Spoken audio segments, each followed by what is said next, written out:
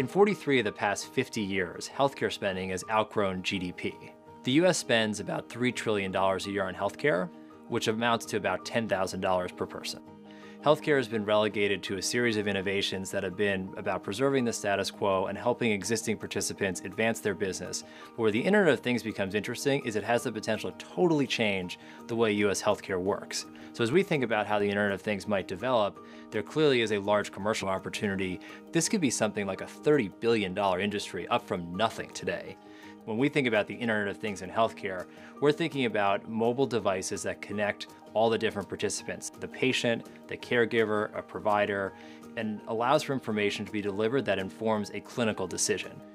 So when we look at the Internet of Things, we identified three key categories. The first is remote monitoring, and think about remote monitoring as a way to constantly connect a patient and a caregiver. So a patient goes and has a procedure or has a specific condition, and remote monitoring allows that patient to be evaluated all the time from anywhere around the world through a smartphone or a tablet or some type of implant.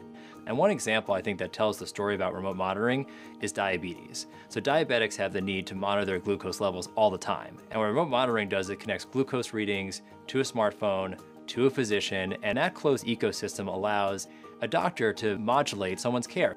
The second area is telemedicine, and telemedicine is among sort of the quote lowest hanging fruits here, and the reason for that is it's essentially just adding on another activity to one of the many, many things that people now do on their smartphones versus what might have been done in person even 5 to 10 years ago. And as you think about adding applications to a smartphone, where telemedicine becomes so interesting for the Internet of Things is you can reduce a lot of headache in terms of basic medical care.